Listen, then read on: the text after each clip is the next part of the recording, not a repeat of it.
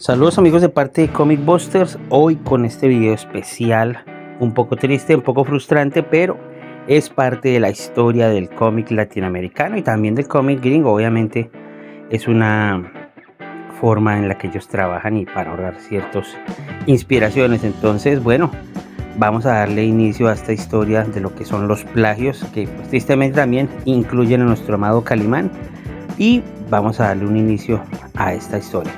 Comenzamos.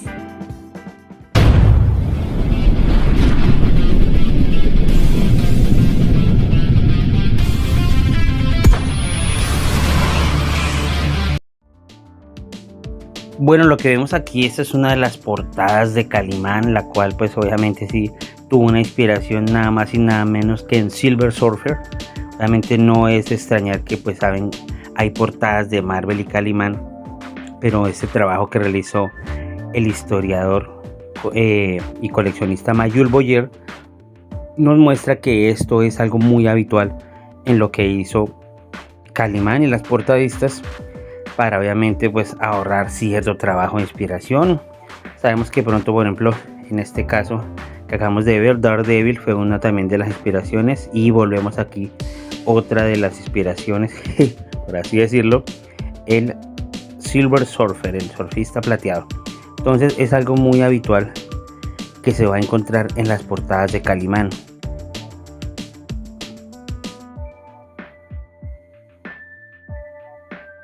Esta portada que se utilizó para dos portadas de Calimán. Entonces es muy habitual que, por ejemplo, en cómics de mucha inspiración o de mucho movimiento, como lo era Superman, por ejemplo, en este caso se utilizó para dos partes, utilizaran mucha impostura, como puede decirse, en las portadas de Calimán. Aquí vemos como tal ese desarrollo en portadas de Superman.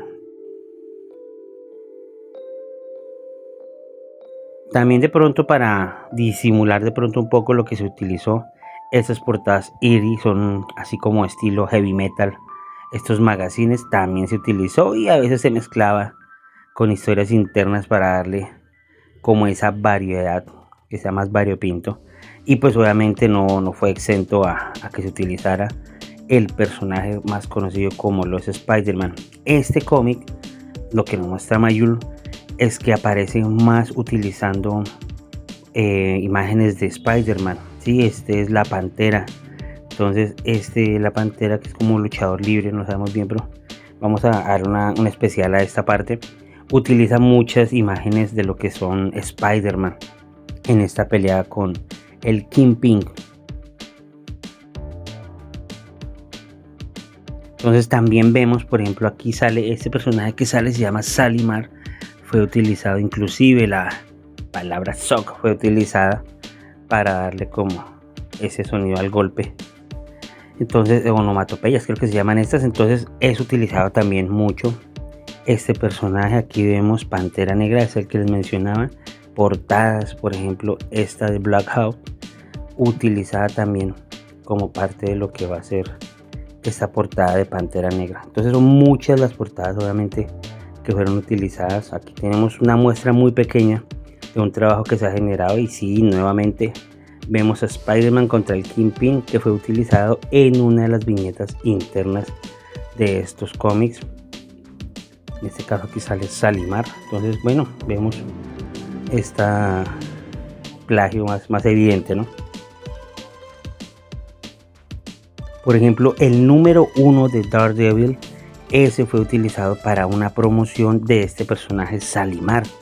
Entonces podemos ver que no se desaprovechaba cualquier oportunidad de un cómic que fuese fácil de plagiar, se utilizaba para eso. Sí, muy cómico, pero así era y así funcionaba. Entonces no es una práctica solamente gringa, es una práctica que se generó también en muchos lados, pero pues bueno, no se le había dado como esa investigación de manera profesional como lo hizo Mayul Boyer.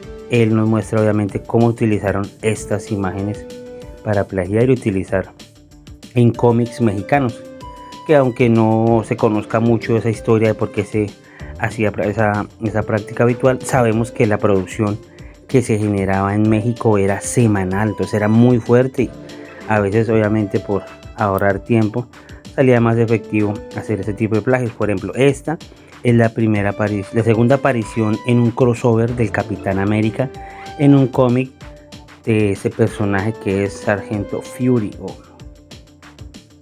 Furia, como lo conocemos. Perdón, corregimos, es Nick Fury. Entonces este crossover fue utilizado aquí para hacer un crossover de la Pantera Negra con Shalimar. Por ejemplo, aquí no tuvo exenciones con el Príncipe Valiente, que mire también fue utilizado en Calimán. Entonces lo que vimos habitual en estos plagios fue el uso pues recursivo de estas imágenes para muchas portadas de Calimán. Entonces, como se evidencia aquí, pues bueno, es algo un poco triste, pero hace parte de lo que es esa parte de la historia que se genera con el plagio. Entonces le damos esa importancia principalmente a los libretistas. Creo que es la parte importante que Calimán generó, es al libretista, al señor Victor Fox. Entonces por esa razón creemos que obviamente, a pesar de que se nos desvela que fueron utilizadas muchas portadas como plagio, la parte principal que hay que destacar, creo, es la del creador de las historias. En ese caso sí es algo que tiene que tener muy presente, ya que se está destacando últimamente más la historia de los dibujantes, pero bueno, sabemos que ellos ahorraban mucho tiempo haciendo esto. Inclusive Fernando Vallejo no fue excepción con esta portada de Calimán de las ediciones 1000. Vamos a ver, Fernando Vallejo es un artista peruano muy famoso. Inclusive Superman no fue tampoco ajeno a estos plagios. Entonces es muy cómico el cómo se hacen estos ahorros de tiempo. Entonces es muy importante. Incluso aquí, miren, podemos ver a Tarzán. Claro que sí, Tarzán. Perdón, Korak, el hijo de Tarzán. Ese es un personaje pues no muy conocido para esta época, pero sí era muy importante en esos momentos. Entonces aquí seguimos con más de Calimán. Bueno, esta es una portada que sí obviamente nos develó que hasta para los mismos personajes de la misma editorial se utilizaban mucho lo que es Doc Savage. Este personaje pues bastante caleto para estas fechas, pero era muy importante. Inclusive cómic chileno no fue exento de que fuese utilizado también. Entonces utilizaban bastantes recursos que por el momento vemos. Por ejemplo acá Silver Surfer contra Mephisto, entonces fue utilizado en esta historia también. Entonces parte de lo que es el saber esto es reconocer pues obviamente una labor que en ese tiempo era muy fuerte, era semanal que se producían todas estas portadas entonces y todos estos cómics. Entonces bueno, fueron muy recursivos al utilizar esos personajes y darle un cambio en algunas partes. Bueno, aquí volvemos también con Doc Savage nuevamente en esa portada, que no se tomaron ya pronto ya en este número hacer un cambio muy fuerte, sino se utilizó el arte lo más posible al original. Y volvemos con Silver Surfer. ¿Ven? Silver Surfer haciendo gala también obviamente de estas plagios que se hacían en estas portadas, y obviamente viñetas que aparecían internas también se utilizaban para portadas. Entonces parte de esa historia, como les digo, no es para demeritar, pero sí para reconocer parte de la historia del cómic latinoamericano que fue utilizado de pronto en el caso de ahorrar tiempo, pero obviamente ¿qué fue lo que le dio importancia a todos estos cómics? Los libretos que hicieron tan famosos a estos personajes. Arandú, el príncipe de la selva, aquí en Colombia fue muy famoso por ser una radionovela. Entonces esa radionovela aquí fue muy fuerte. Y volvemos, mire, entonces aquí ya ponemos que Rakana utilizó no solo para Calimán, sino también para Starman.